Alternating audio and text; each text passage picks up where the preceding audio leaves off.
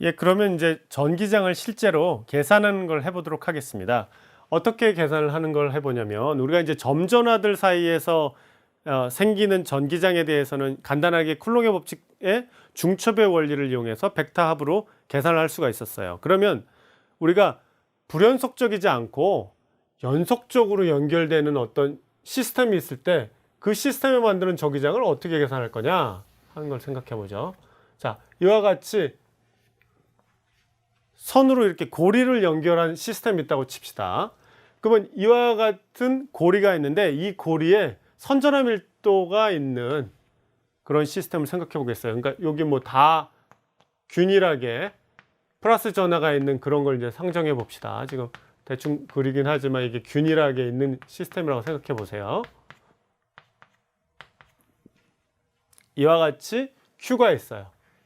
Q가 있는데 이 Q를 어떻게 표현할 수 있냐면 선전화 밀도 곱하기 전체 길이로 표현할 수 있죠.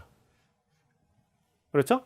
근데 그 전체 길이는 이렇게 되죠. 고리는 원으로 되어 있을 테니까 대문자 R로 반지름을 표현할 수 있다면 L 값은 어떻게 돼요? 2πR이에요. 그렇죠? 이와 같이 표현되겠죠.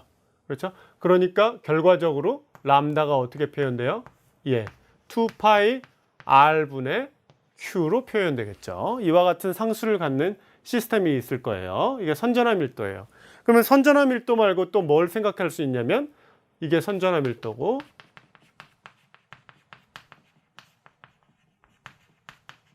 그 다음에 생각할 수 있는 게 면전화 밀도라는 게 있어요. 면전화 밀도면 당연히 면을 가지고 있는 2차원 시스템에 대해서 생각할 수 있겠죠. 예, 그거는 시그마로 표현해요. 그 다음에 또 부피를 가지고 있는 시스템이면 부피 전화 밀도가 있겠죠.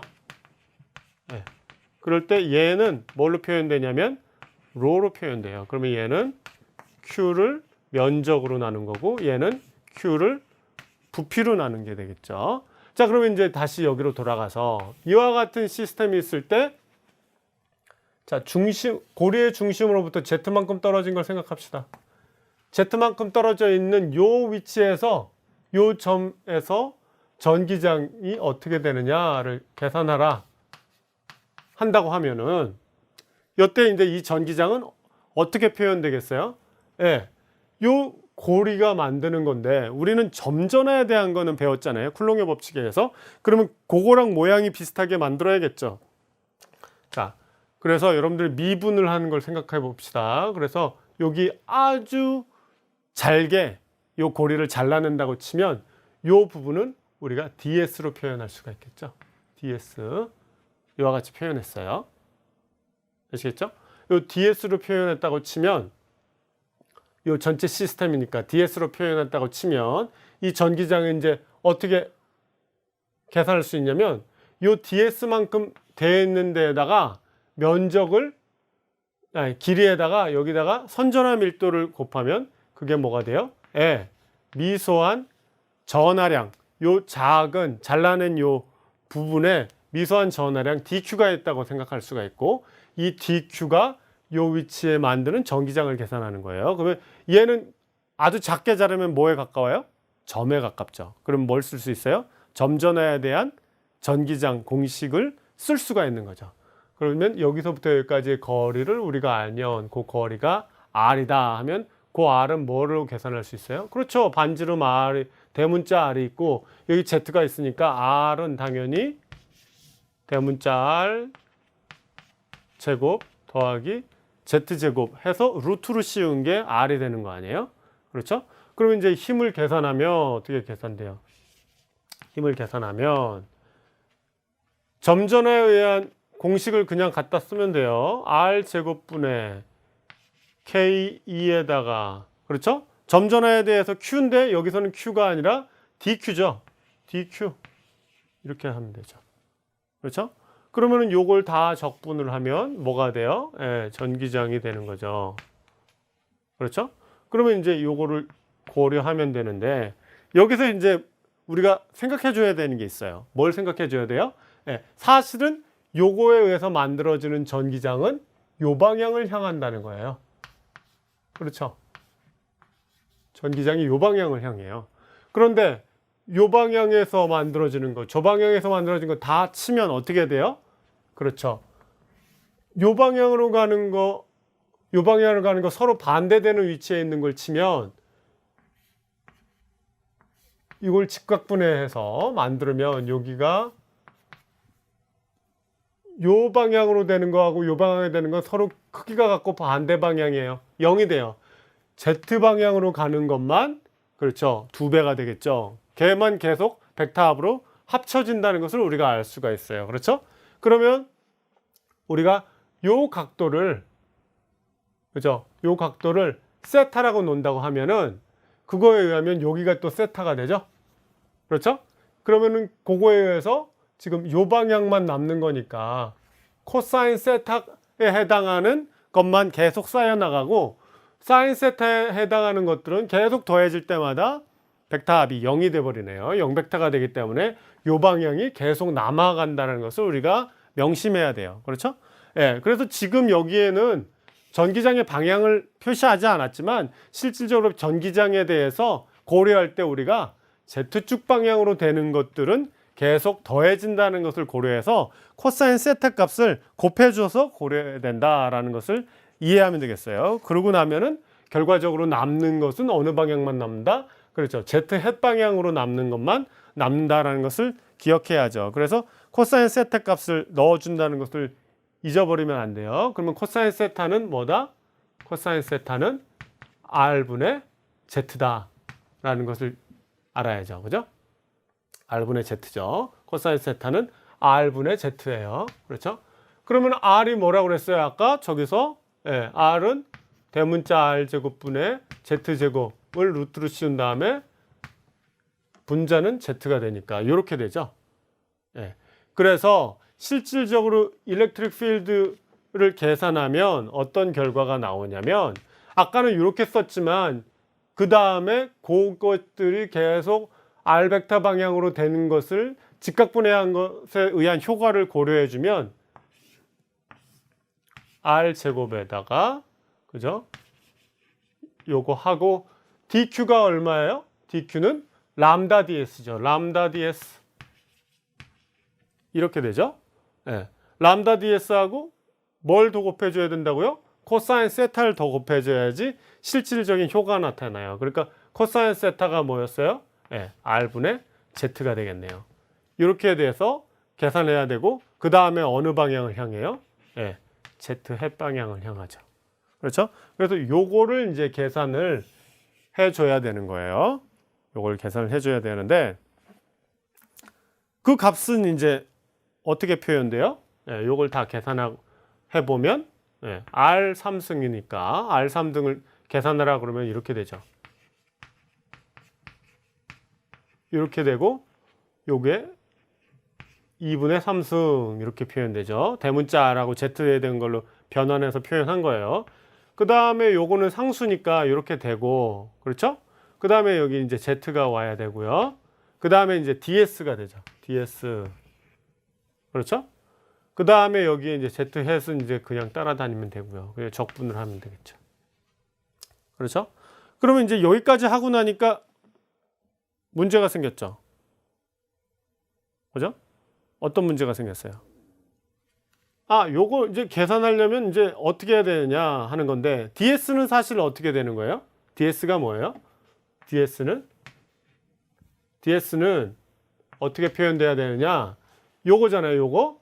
요거는 요거로 표현될 수 있죠. 요렇게. 예? 반지름이 R인데 요 사이각이 D세타로 표현되는 거예요. 그렇죠? 그래서 얘는 R 곱하기 D세타로 표현되죠. 왜? 우리 호의 길이가 있으면 요거 배웠죠. 요 호의 길이를 L이라고 그러고 여기가 사이각 세타라고 그러고 요 길이가 R인 형태의 부채꼴이 있다 그러면 우리가 세타를 호도법으로 표현할 때 어떻게 표현해요? R분의 L로 표현해요. 그렇죠?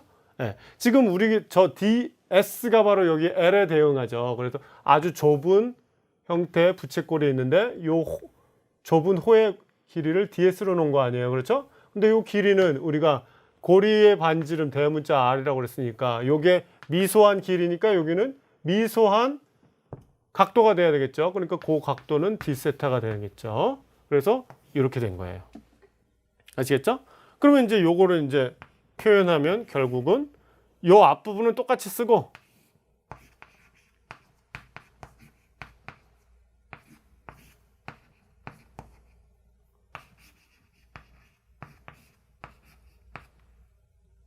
그렇게 쓰고 여기가 R의 d세타 하고 밖에다가 단위 벡터 Z 햇을 넣어주면 되겠죠. 그러면 이제 이 시스템은 뭐만의 함수예요? 그렇죠. 세타만의 적분이에요. 그러면 세타는 어떻게 돼요? 예, 고리가 한 바퀴 다 돌아가네요. 한 바퀴 다 돌아가니까 0에서부터 2파이까지 호도법으로 표현해서 계산을 하면 되겠죠. 예. 그래서 이걸 계산하라 그러면 세타에 대해서 얘는 아무 상관이 없기 때문에 여기에 대해서는 별 생각할 필요 없고 요거에 대해서만 계산하니까 2파이가 그냥 나오는 격이죠. 예. 그래서 그걸 2파이를 곱해서 표현하면 되겠어요. 그래서 간단하게 표현되죠. 전기장이 간단하게 표현이 돼요.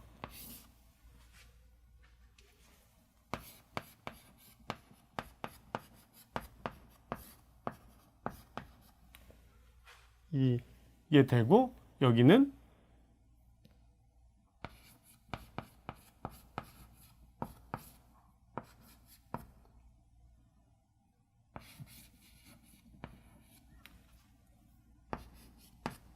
이렇게 표현되겠네요. 그렇죠? 그런데 아까 뭐라고 그랬어요? 네. Q가 뭐예요? Q가 람다에다가 전체 길이를 곱하는 거죠. 전체 길이가 얼마예요? 2파이 R이 고리의 전체 길이가 되죠. 그러니까 요게 Q예요. 그러니까 여기서부터 여기까지가 뭐가 돼요? Q가 되겠네요. 그렇죠? 네. 그래서 Q로 바꿔서 여러분들이 표현할 수 있겠어요. 되겠죠? 그러면 이제 우리가 뭘 생각해 볼 수 있냐? 두 가지 경우를 생각해 볼 수가 있는 거예요. 이번에는 Z가 R보다 엄청 클 경우, Z가 R보다 엄청 클 경우에 어떤 일이 발생해요? 마치 요거 전체를 Z를 무한대로 보낸 거하고 비슷한 격이 되죠. 그러면 Z가 R보다 엄청 크니까 R제곱 플러스 Z제곱은 Z제곱이에요. 그러니까 뭐가 돼요? 분모는 Z제곱의 전체 2분의 3승 이렇게 되죠. 그리고 얘 전체를 Q라고 했어요. 그렇죠? 이렇게 되는 거죠. 그리고 뒤에 Z가 남죠. 이렇게 돼요. 그러면 Z제곱의 2분의 3승은 뭐예요? 그렇죠. Z의 3승이에요. 그리고 얘는 Q2의 K2의 Q의 Z네요. 그러면 이 Z하고 약분이 되면 어떻게 돼요? 그렇죠. Z제곱만 분모에 남죠.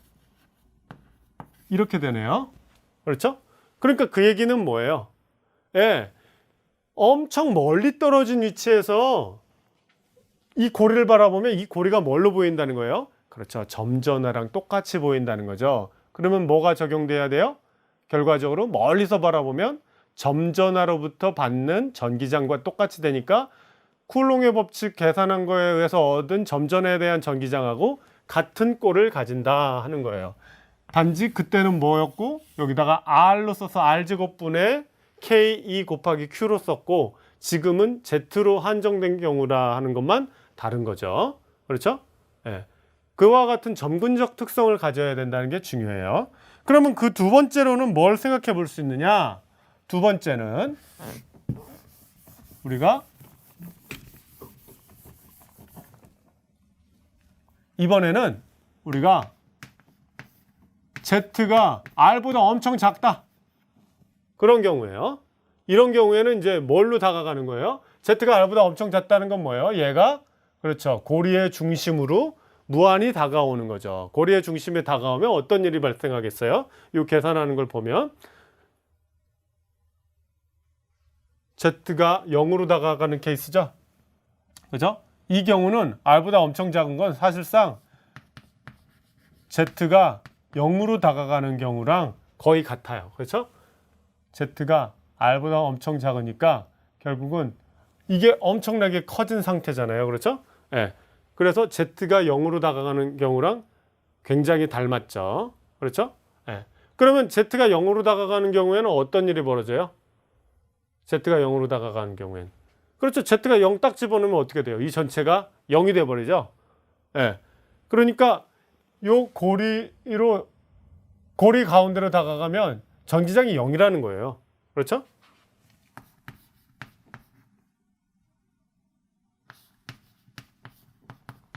요 0벡터가 딱 되는 거네요. 그렇죠? 그런데 이렇게 되면 너무 재미없어요. 그러니까 요렇게 되는 거는 아니고 Z가 R보다 한참 작을 때 아까 계산했던 걸 다시 생각하면 이제 R이 Z보다 한참 크니까 이제 대체제곱 텀을 이제 날리죠. 그러면 R제곱에 2분의 3승이 되고 그 위에는 K2에 그죠? 요 전체를 Q로 놓는댔죠. 얘가 Q라고 그랬어요. 그러니까 이거 Q예요. 그러고 나서 여기다가 Z 이렇게 놓으면 그게 일렉트릭 필드의 크기만 따졌을 때 그렇게 되겠죠. 그렇죠? 그러니까 요건 뭐예요? 네.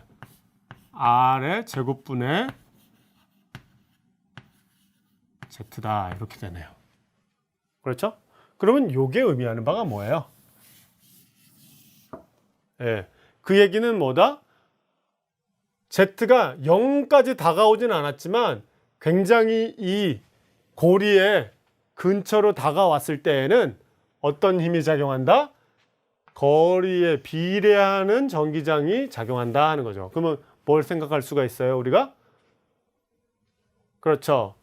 여기서 바라볼 수 있는 게 만약에 여기에 얘가 이제 플러스 전하를 띠고 있는데 음전하를 띠고 있는 녀석이 여기에 굉장히 가까이 다가온다 하면은 어떻게 돼요? 전기장에다가 저 전하량을 곱하면 결과적으로 힘이 뭐가 돼요? 힘이 마이너스 그리고 그 전하량을 이제 Q라고 합시다. 아니 Q라고 하지 말고 여기서는 이제 스몰 Q라고 해야 되겠죠?